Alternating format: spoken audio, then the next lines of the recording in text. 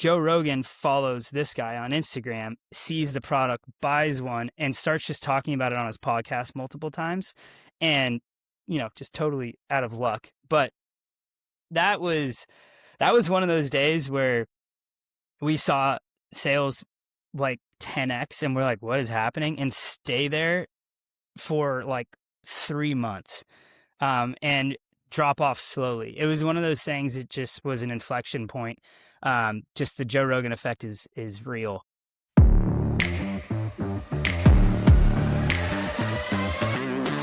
Welcome to the Growth Mavericks podcast, where we know that entrepreneurship isn't just about strategy. It's about stamina. It's about disrupting your default and getting comfortable being uncomfortable so you don't burn out before you break through. I'm your host, Adam Callanan. Let's get to work. What happens when Joe Rogan talks about your brand new product? $15 million in revenue in the first 18 months. That's what happened to Paul Jackson, the co-founder of Animal House Fitness and the creator of Monkey Feet. It is this beautifully and deceptively simple device that lets you use dumbbells with your feet. It's one product. It is one SKU.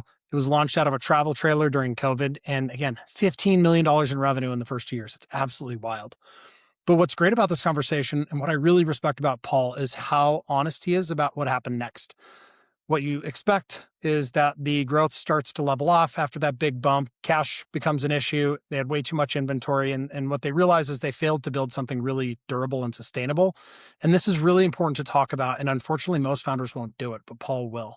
So this is a conversation about that insane growth, what happened with the Joe Rogan effect, how content is the game now, and what it actually takes to keep going and riding the wave when all the tide starts to pull back. I'm Adam Callanan. This is Growth Maverick.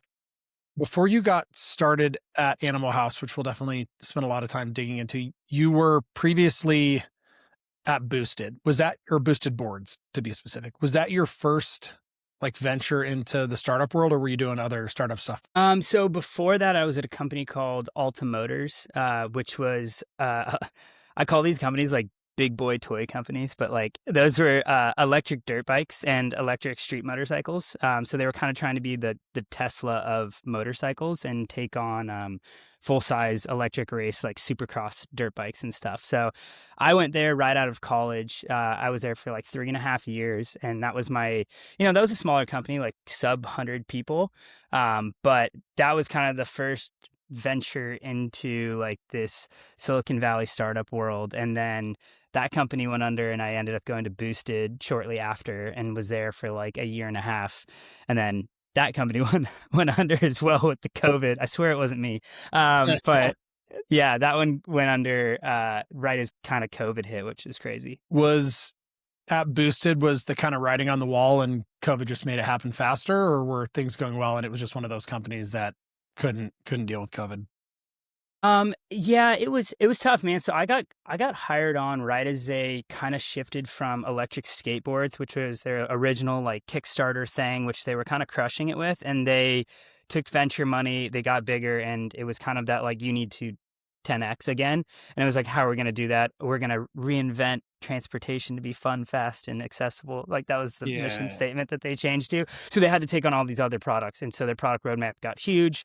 They sunk a bunch into basically making the Ferrari of Lime scooters, which was sick. And that's kind of what I came on the tail end of. And it was just a total flop. They needed to raise again. They couldn't do it. COVID came, shut everything down. And that was the nail in the coffin. Yeah, you hear a lot of stories around companies that have sort of an explosive growth phase. And I knew Boosted. When all that came out, I was living in Manhattan Beach, on the Strand, and dude, you see people cruising down the Strand with the Boosted board going 25 miles an hour. I don't know if they went that fast, but it looked like they were going fast. They were awesome to see, and I had friends that had them and everything. So you see that growth trajectory, and then you get venture involved, and you're playing a different game. The game just entirely changes. Yeah, it's tough. There's I'm not huge into fundraising and stuff in the sense where I'm not crazy knowledgeable, but it very seems like time and place for things. And it's you better have a really good reason to be going down that path. And it's definitely sad to me because the skateboards themselves it's a standalone business. We're such an awesome product. The most loyal following I feel like I've ever seen in a customer base. And it's sad that that had to turn into something bigger that didn't, the scooters didn't fully resonate with many people. And we did have some cool stuff coming down the line, which I was pumped on, which is more like, if you've seen those like Super 73 bikes, that are like halfway between a bike and a Sur-Ron or something. But we were trying to really make cool versions of that. And I was pumped with what we were doing. But, if you really looked at it, the company probably should have been, sub 50 people focusing on the skateboards and their customer base. Yeah. So COVID comes, effectively closes the doors or wipes out what is there. What happens next? Do you take time, or do you have an idea that you're ready to jam into the world, or what was the process for you there? Yeah, so actually, I think it was about 2 years before this. My co-founder, who's pro boxer, pro MMA fighter, towards ACL, was at the gym after trying to do his like a rehab and everything, like busy 5 p.m. gym, hobbling around. All the machines and everything are taken, and he was like sitting there with a dumbbell, and he was like, "I wish I could just like lift this with my feet because then I could do my PT." And that's when the light bulb moment went off. He was talking with his uncle, and I race dirt bikes in Mexico with his uncle, and he was like, "Oh, you should talk to Paul. He's product designer, blah blah blah." So we started talking, and ended up going like 50-50 on the idea. And I was like, I will start working on the design and kind of like the brand and everything on the side, like nights and weekends. And I was prototyping it with all the stuff we were using it at Boosted and at Alta. And then, we kind of just like worked on it on the sideline for a little over a year, maybe even more, before Boosted ended up going under. And I remember being like, if Boosted does go under, I did kind of see the writing on the wall, and I was like, if this fully goes under, I'm going to go all in on Animal House, on Monkey Feet, because, I'd been wanting to do something like this. I believed in the product. I was really, kind of drinking the Kool-Aid a bit. And, I was just kind of ready. So Boosted goes under, you know, I kind of go immediately into working on this full time for like the next 6 months, because right as like COVID was happening, we thought we were missing COVID, as a home gym product that we sell direct to consumer. We were like, wow, we're missing the moment right here. And so we kind of cranked out for about 6 months and launched it in October of 2020. Nice.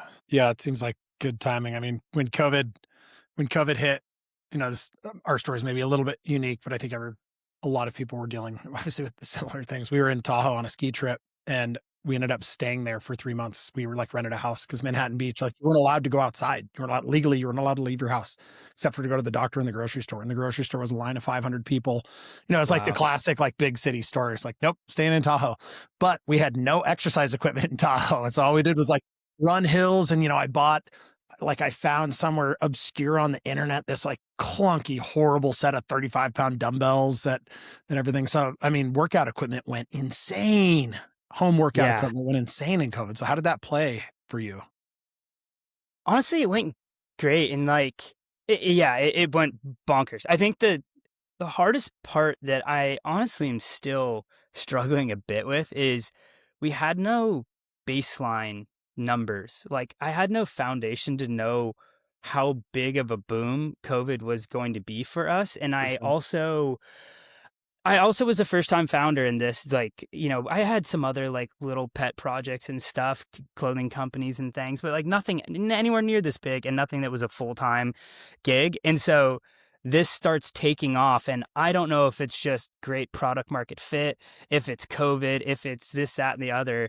And in hindsight, it was like a bump that has come back down to earth a bit. But I think that was the hardest thing that I was wrestling with, to where it's like, after a first year of crushing it, I'm like, oh, well, next year we should be shooting for 50% growth or something, Yeah. right? And then the next year should be 50% more. And then, I can plan my next 5 years of this and, whatever. But that was, I think in hindsight, that was the hardest part. But in the moment, it was,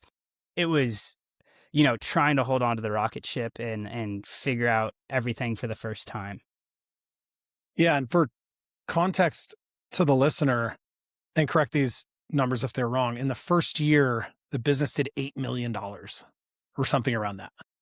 Yeah, the first 12 months we did 7 million, and the first fiscal year was 8.6, and about the same the second year. Yeah, that is insane. I mean, you talk about like having a tiger by the tail. That's a thing that, it's like a normal startup. I mean, you literally have a rocket ship. It's like a fire breathing dragon by the tail. I don't know how you Yeah, hold on to that. You're just hanging on for dear life.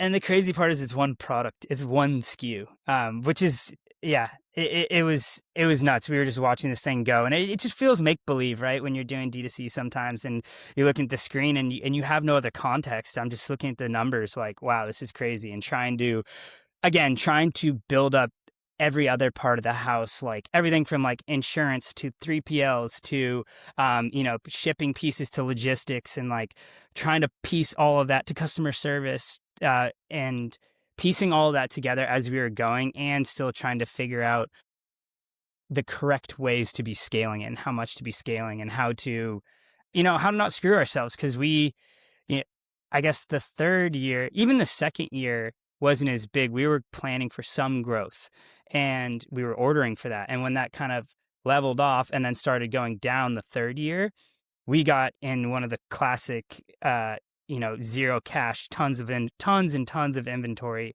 like over $1 million of inventory sitting there, and we were having no cash and like cash crunch stuff. And so it was tough, and it was making those kind of first time founder mistakes all at once as the thing's going crazy. In that first year, can you walk me through like what was the go to market? Were you spending on paid ads? I mean, paid ads got really inexpensive during COVID because a lot of companies couldn't ship product because they were stuck in warehouses that closed. So like for Yeah. Bottle Keeper, like COVID sucked for for everything and everybody. But like for Bottle Keeper, it was really good. We crushed during COVID Yeah. because CPMs got so cheap, but we were really dependent on paid ads, which was a major problem at that stage in the business. Something that I never figured out. It was one of my biggest mistakes in that company is I never figured out how to get off like the Mark Zuckerberg teat. So Yeah. how did you do that? Did you do that on paid ads? Let's talk through that. Yeah. So the way we basically, as again, the first time founder, we were trying to have everything all set up. We created an Instagram account. Again, my co-founder was a pro athlete, and so we were trying to make this account that's around a fitness company, and trying to repost stuff using his connections and gain some followers. Launch day, we launched on there. We have this website that we had put a lot of work into, and my mom buys 3 of them. His mom buys 2 of them. Yeah. And, Yeah. we get some people buy. We sell like, it was like 20 the first day, and then like 10 the second day, and then like 6 the third day. And we're kind of sitting there. And another cool thing about COVID is me and my wife, built out like a travel trailer, and we lived in it for like 2 months. And so I'm on the road at like a coffee shop in Utah launching the thing. And like the third day, I remember sitting there being like, okay, kind of like, now what? We had everything going. We had our first container sitting there, and I was lucky to have, because at this point I'm very product engineer, designer guy. Don't know a ton about paid ads and stuff. I've done a lot of social media stuff before, but not really paid. And I was lucky enough, my one of my good buddies, I was at his bachelor party on like a deep sea fishing trip, and one of the other guys was doing starting a paid ads agency, and I ended up just chewing his ear, and we hit it off for like, a full day of boating. We're just talking about paid ads and everything. And when we got that, after launching those couple of days, I hit him up and I was like, all right, man, like, so let's try this paid ad things. Like, how do we do it? And he kind of walked me through it all. Fast forward, as we were putting like $50 a day, $100 a day, he's just seeing crazy returns. He's like, oh my God. And he like couldn't keep his hands off it. He's like, let me in there. And so he ended up taking over the ad account and being our agency, our paid ads agency for the next 5 years, which was really cool. And so we just poured gas on it and just were cranking. And again, in hindsight, I wouldn't have, I was still figuring out kind of what the appropriate like MER was for our business or even just like ROAS on platform. And in hindsight, we were spending too much, but it allowed us to grow so crazy fast. And um, it was a mix between that and then the other kind of nutty thing that happened is so this agency also did influencer seeding. And so we were seeding a bunch of influencers with free product. And one of the people we ended up seeding was a guy named Ben Patrick, who's known as the knees over toes guy. And at the time, he was like 200,000 followers, small. We ended up working with him. He loves the product because he can work hip flexors. And so we kind of partner with him. He's now multi-million followers, was on Joe Rogan, like big dude, big influencer. But point of that story is Joe Rogan follows this guy on Instagram, sees the product, buys one, and starts just talking about it on his podcast multiple times. And, just totally out of luck. But that was one of those days where we saw sales like 10x and we're like, what is happening? And stay there for like 3 months. And drop off slowly. It was one of those things. It just was an inflection point. Just the Joe Rogan effect is real. Yeah. And so, in those early days, we had that mix of like a ton of paid ads and Joe Rogan all kind of happening during this COVID time of, I think like product market time fit, all just working together really well. And yeah, it was that rocket ship of 2 years. What was the duration of time from the point you're sitting in that coffee shop and you're going from 20 orders to 10 to 6, which is a really important piece because every single company like Startup Founder has that experience. Every single one. Like you don't get to miss it. You have to have it. Yeah, What it's was rite the of point at passage. which like you're in like day 3 going like, what happens next? What am I going to do now? And Joe Rogan. I should know this date, but actually I do have I mean, this. roughly speaking, is it a I month? Was it a year? No, I want to say 6 months. Let's see. It was 5 months. Yeah. It was in March of 2021 was the first time he talked about it on a podcast. So what happened in between? Like, can you walk me through what happened in between sitting at that coffee shop and that Joe Rogan experience? Did you was the business just sort of fumbling along until then, or did it take a month to figure out that paid ads were maybe a thing that you could do? It 'Cause it's all a really happened. painful, I bring this up because it's generally a really painful period. And it's usually where founders, they don't have like the durability and the resilience to make it through to have that opportunity for that Joe Rogan experience to happen. Like that's where people walk out of it. Yeah. Yeah, that's really well said. Because I think it's something in well, at my stage now of a founder, it's like, how are you going to get customers? How are you going to get just basically traffic? It seems so simple to us now, but it's like at that time I was like, oh, it'll be on social media and this, that, we'll talk about it. But it's like, no, how are you going to like specifically drive? Like, what is your flywheel of getting people to your site and everything? And so I didn't really have that at the time I was launching. It was kind of see what we'll see how it does, get it out there. It was kind of just like the first big thing. And so we get it out there, and I had it in the back of my mind to where I was like, there's always this paid ad thing we can explore. And so it was like those 3 or 4 days, and then I hit up my buddy, and I first do like a full training on meta ads, and I start spending. And I remember I think it was like the first 2 weeks after that was him trying to be like, no, dude, you need to spend more than $50 a day. It's okay. I'm like, oh, that seems like a lot. I didn't understand the ratio of ROAS concept. I was very much into like, that's $50. I don't have $50. It's like, yeah, but it's getting you X amount more. Right. And so the next, I would say like 2 weeks for me kind of breaking that mental frame. And then after that, it was pure like, okay, we're going to run it like around this MER or ROAS on platform. Let's start scaling. And then it was just gas on the fire to where before the Rogan thing, we were, because it wasn't like, if that first year was 7 million, it wasn't like, nothing, and then Rogan, like straight up. It was a up and to the right, straight line that just got even more of an inflection when Rogan happened. So Yeah, I mean, what an amazing, lucky thing to happen. But it's like the reality is that lucky thing can't happen unless you're still playing the game. And that's a really, really important piece. And for you, it happened relatively quickly. For a lot of people, it takes a really long time.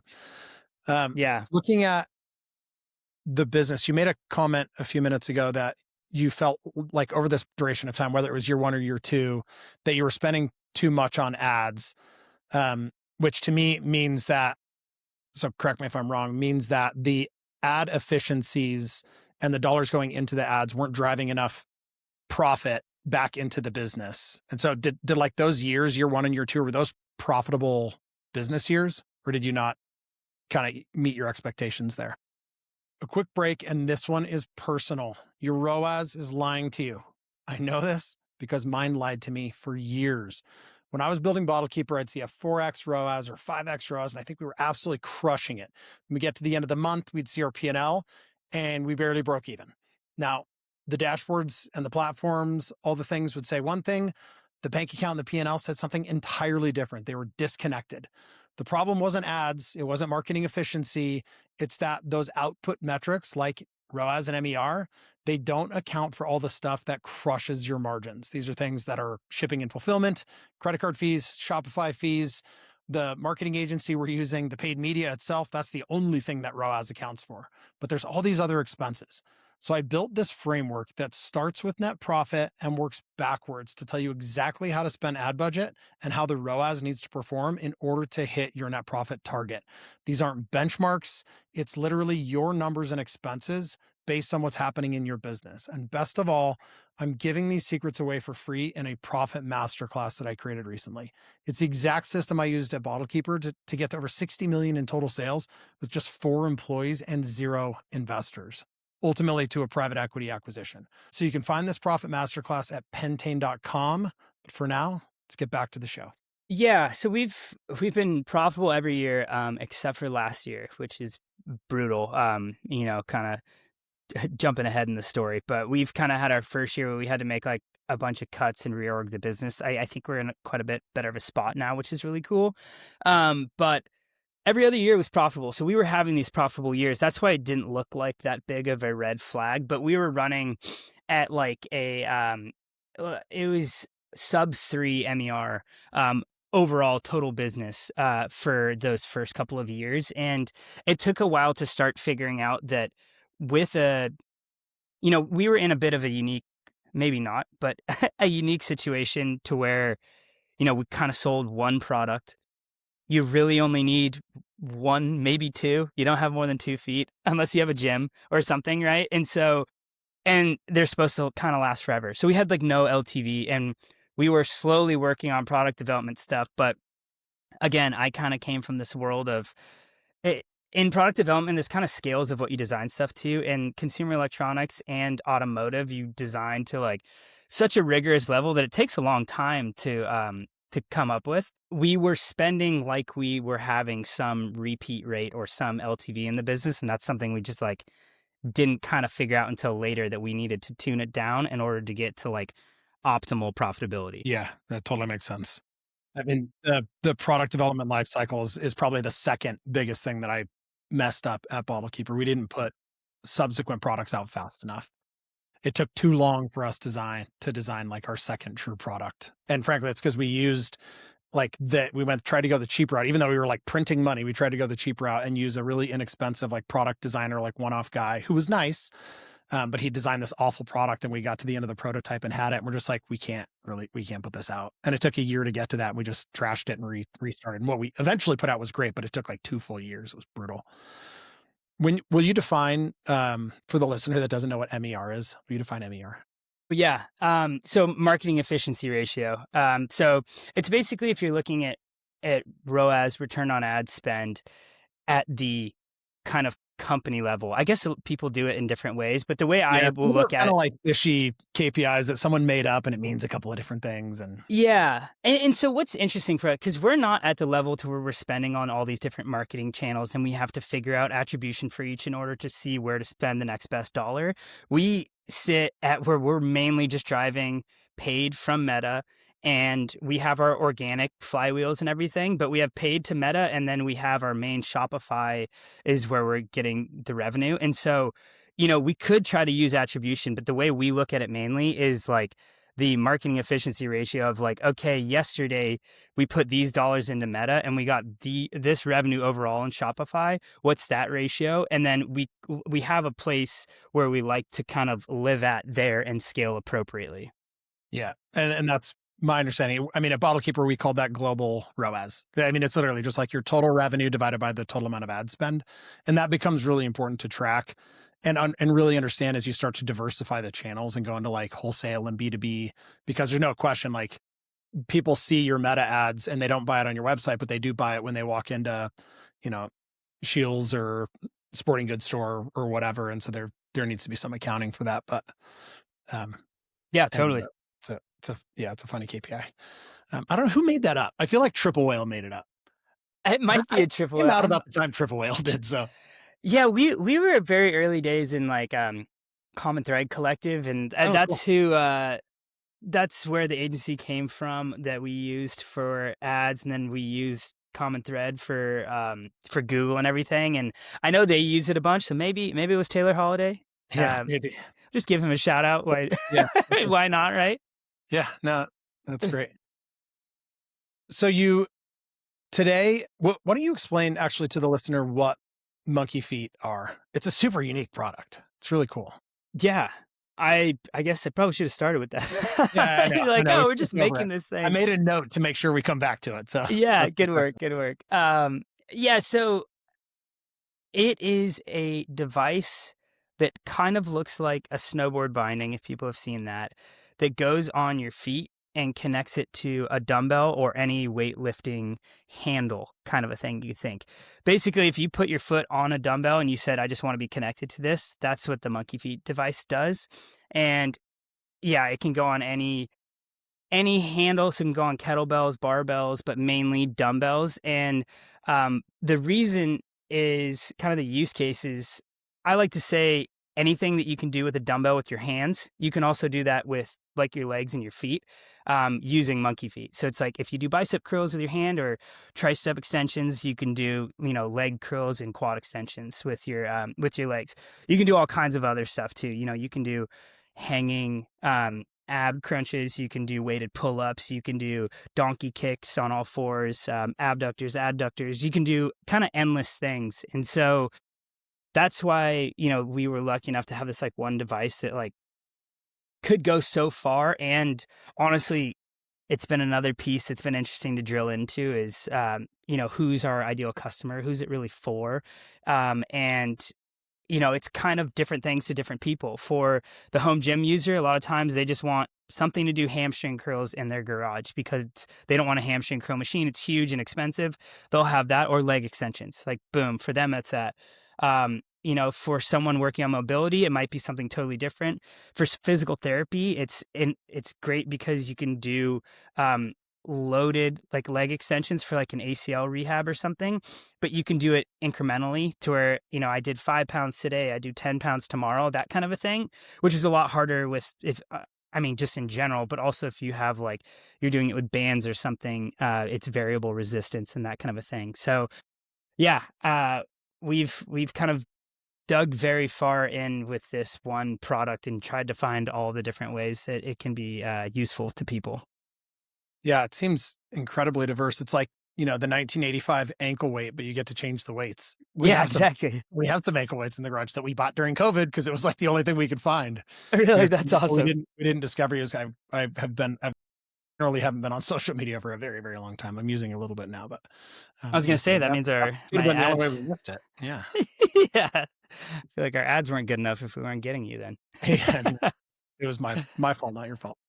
How would you advise, based on what you know now, being a couple of years into this, and your domain expertise in customer acquisition, like creating that flywheel, how would you advise a startup, whether it's a product or a SaaS, doesn't really matter. How would you advise a startup founder right now on thinking about how they acquire customers? And I'll caveat that with I'm really aggressive about forcing people away from building their revenue models entirely on paid media today. Yeah. Um,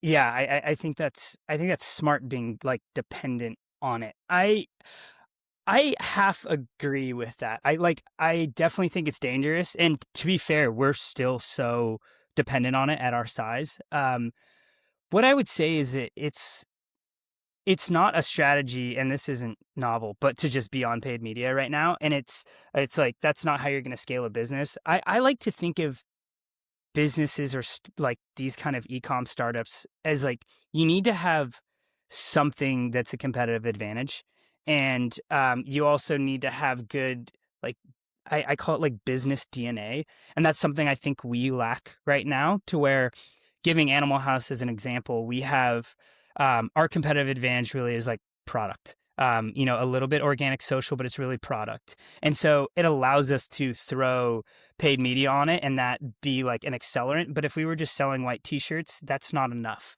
And so again, you need some competitive advantage. Our struggle is our kind of business DNA isn't optimal. It's that whole one product, no LTV thing. And so that's the big piece that I think we need to fix in order to have what I would say is a much more optimal D2C business. For someone starting now, again, I would think like, what's your competitive advantage, and like how, what are you going to lean into the most? And then how are you going to acquire customers? Like, what's that flywheel going to be? I still think there's a place for paid acquisition. I do think especially starting today, I figure out you need to figure out organic to some scale. And what I feel a lot of people don't understand about paid is a lot of it's content based, as in you need a content flywheel to be feeding the beast new content and new diverse content all the time. And so with that said, there's so much overlap into, okay, well, that's kind of the same thing I need for like organic, just maybe different storytelling, maybe different types of content. But also, it's like, for me, I'm working from home. Our company's virtual, to where we need access to all these different kind of looks and places and people, to where we need we need some kind of influencer, ambassador, affiliate strategy, to where we're getting content from all these different people. So I guess in the whole like attention economy that is social media, and again, I'm very like social media e-com based, whether it's organic or paid, but to me it's like all that similar flywheel. And so figuring out a method to be getting content at scale that's organized and reaching a bunch of different people, whether it's paid or not, I think is a muscle that you kind of need to have. And I want to pretend like I have it all figured out and everything, but it's still so challenging, even at where we are today. And it's something we're still always trying to get better at. But yeah, from a high level, I would say that. And that could mean either, you get really good at telling your story on TikTok and getting views from there, or maybe you're a celebrity founder or something, or an influencer in that area that has their own following, but you need some kind of advantage in the whole attention economy. Yeah. I mean, I think that's really good. I think that's really good advice because, and I will go back on my position is not that you should never spend on paid ads, but you, at the beginning of that response, you made a question that like maybe people, or made a statement that maybe, this is like obvious now for operating, that you can't just build it on paid ads. And I don't think it is obvious. I think that people come in, and I know this, 'cause I get to see it quite frequently. They come in and they're starting a business and they think they're just going to spend money on social media and people are just going to give them money. And I'm sorry, it doesn't work. It worked like that in 2014. It was Yeah. amazing. You like couldn't spend it fast enough. It's fantastic, but it's not the way that it works today. And so that flywheel, which means something to you and I, but probably doesn't mean a lot to the person that's really just getting started, or they're at, $500,000 a year doing this out of their kitchen. Um, you mentioned, influencers and creating that content. How did you, or how do you today manage influencers? Are you using a specific platform? Is that an agency thing? Like, how does that $500,000 year operator go and get influencers? Yeah, and so again, this definitely changes a bit depending on what your product is and like kind of what your positioning is with that. But I actually I think a cool way to kind of position this, because I'm currently thinking about this a lot for I have this other brand that I had been working on for a while. It's kind of my pet project. It's called the Stoked Company. It's clothing for kind of like more action sports, that type of a thing. And I bring it up because I'm thinking about it a lot from that angle, to where we don't have a product that's I don't want to say speaks for itself a little bit, but it takes a lot more convincing. And you know I just said you can't just put white t-shirts up on there. It's like, some of them are white t-shirts, right? And so it's like, what is our angle? Who are we trying to speak to? And then what's the strategy around it? For something like that, where I start with is, okay, how does influencer start funneling into content, and content funnels into organic and paid? And how does that all happen to start creating this, like, a bit of like the echo chamber thing, to where people are hearing it and seeing it all from, wherever they are on social media. And then, that building up and focusing it heavily on the kind of same demographics and everything. And the way we're thinking about that is like trying to seed product free to influencers. We do this, this is that paid ad agency that I mentioned before, Kinship. That's their whole thing, is gifting, hands down, to where, hey man, we love your content. We'd love to send you a t-shirt just because we think you're awesome. And then, send them, do that at some scale. I mean, let's just say it's 20 outreaches a week, right? It's not a ton. Maybe half of them get back to you, maybe less. And then we use a platform called Refunnel, which is just collects all content that we get tagged in. And then we ask for rights to use that, request usage rights. And then we kind of have a bit of a library of diverse content to start working with. From there, we're repurposing stuff and putting on our organic, and then we're flowing it into ads as well. And starting that, again, there's like one start of a flywheel of just starting to get some content. Then the other pieces for us is for Stoked would be more around like, okay, how can we start partnering with influencers and athletes and stuff to be a little bit more on like the sponsorship side? That's a little unique to that. But again, I'm looking at all that and going, even all of that, figuring all that is still not quite enough. We still need some edge, and that's where that brand comes down. And it's more of like a local community in the space here, to where it's like, okay, how can we start doing events and or do more events? We already do some, but like adding that factor into it, it's like once we mix all that up, that can start being something that might kind of work. And it's very similar to what we do at Animal House, to where we're doing that influencer seeding. Sorry, one other piece I kind of missed was more like in-house content that we're generating. And these are more like little film projects, to where we try to get one on the calendar each month that's like a bigger, we think, like YouTube video that has some angle on it. For instance, we did one, it's like, how can you can rehab your knee with monkey feet in all the stages. And so we partnered with a physical therapist, and we kind of went over to her. It's like, okay, you just got surgery. Here's a couple of movements that you do. You're not using monkey feet yet. And then a month later, you're doing this. 2 months later, 6 months, and then a year. And then you kind of go through it, a bunch of different workouts you can use, and then also where monkey feet fits in properly.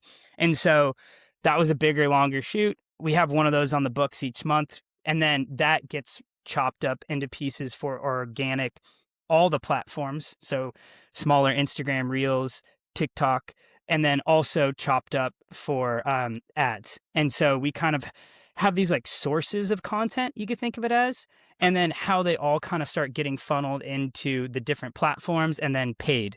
And our whole strategy with paid is running things on cost caps, to where we're tossing a ton of content in a campaign in a bunch of different ad sets, and just letting Meta pick where the spend should go. And so quantity is super helpful there, and to where we can just, there's no bias. We're just seeing what wins, and kind of rinse and repeating a bit. Yeah.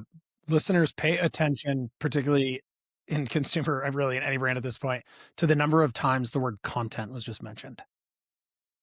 Dude, it's 100% true. Like, we are living in a world where content is king. I mean, that's why I'm doing a podcast. It's why I'm being interviewed on as many podcasts as I can find. It's why we're doing Profit Masterclass. Like it is all content. Yeah. And that is something that I failed at miserably in Bottle Keeper, because we were operated that business at a stage where, the first 4 years we didn't grow quite as fast as you. We got to 8 million in our third year. But we, we just couldn't spend it fast enough. And so I never had to create content. Like, literally, we got one video of my hands coming in and using a bottle keeper on the beach, got a billion views on Facebook. Oh my God, that's awesome. Yeah, that one video generated probably $20 million over the course of the first 5 years of the business. It was insane. Simpler times. Yeah, so much simpler. Yeah, wildly different. Now I have like lights in my office and all this stuff everywhere. I know you can't see it on the camera, but like, it's such a production now, but it's important. It's just the reality of where we are. Yeah, it's attention, and it's, for as much as I hate seeing so much of kind of society sitting on their phones and on YouTube and all these things, it's a bit of the reality of it. And it's, I mean, I guess, 50 years ago, it was just watching a TV, and so it's like same but different a bit. But now it's trying. At least we have. We're in the running of the competition of being able to fight for the attention on someone's phone by showing them something cool, or on YouTube showing them something cool that maybe they resonate with, and if it's a good fit for the product, then they'll buy it, or maybe they just resonate with your brand, kind of like the Stoke thing, to where it's like, yeah, I'm these guys are cool, I'll buy a t-shirt, and so it's the game, especially in direct to consumer. And I guess, to be clear, our business is 90% direct to consumer. We do some wholesale, but like, if we were running a business, which is really interesting in the fitness space, and I'll try not to go on too much of a rabbit hole here, but like, we started going to like the fitness conventions, because we heard like, oh yeah, you got to go to trade shows, you got to go to expos. And we're like, okay, cool, we'll try that a bit. And I'm a fitness guy. My dad was a bodybuilder growing up. We had a home gym my entire life, and so but I don't like fully identify as a fitness person. You go to these fitness expos and it's like, wow, these people live and breathe this stuff. And they're just hardcore. And the piece I really noticed is most of it's those big machines. And you start looking around, and especially being like a single product SKU, like most of these companies have these big trade show floors where there's 50 of those big metal machines. And you start realizing a lot of these people are just outfitting gyms, and a lot of it is B2B. And so it's a very different game that they're playing than what we're playing.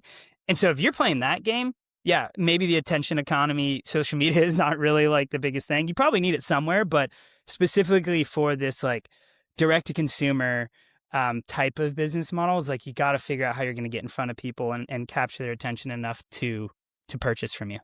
Yeah, it's really well said. That is an important point. Totally different business types. So shifting gears a little bit here, or shifting gears a lot here. This came up earlier, talking through kind of the durability and resilience and, all the things. Obviously, these wild ups and downs in entrepreneurship are hard on us mentally, physically, all of that. You mentioned also that you race dirt bikes in Mexico. How do you, which just sounds like a hard thing to do. I don't know why. Like, it just sounds like a really outrageously fun, difficult thing to do.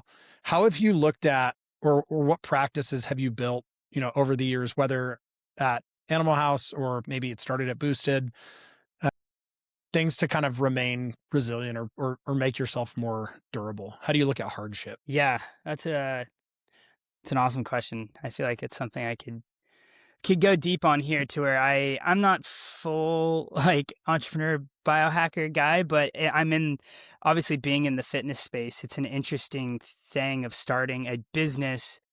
Well, I guess the piece I'm trying to get at is like, fitness and sport and all that kind of stuff is such a great analogy for business, to where it's the repetition and the time and keeping yourself in shape and not overdoing it, and like trying to be in it for the marathon, not the sprint, kind of a thing. And I Yeah, I mean, I grew up as like a distance runner and a wrestler, which are two pretty mentally tough sports. And I also was I really wanted to be like a professional mountain biker. I like almost did that, and then injury in high school type of a thing. But I later raced dirt bikes in Mexico.